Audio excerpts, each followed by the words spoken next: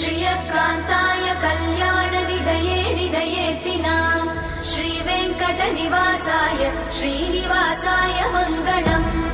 लक्ष्मी सविभ्रमालोकसुभ्रूविभ्रमचक्षुषे चक्षुषे सर्वलोकानां वेङ्कटेशाय मङ्गलम् श्रीवेङ्कटाद्रिशृङ्गाग्रमङ्गलाभरणाङ्ग्रये मङ्गलानां निवासाय श्रीनिवासाय मङ्गलम् सर्वावयव सौन्दर्य सम्पदा सर्वचेतसां सदा सम्मोहनायास्तु वेङ्कटेशाय मङ्गलम् नित्याय निरवध्याय सत्यानन्दचिदात्मने सर्वान्तरात्मने श्रीमद् वेङ्कटेशाय मङ्गलम्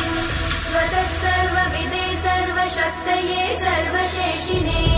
सुलभाय सुशीलाय वेङ्कटेशाय मङ्गलम्।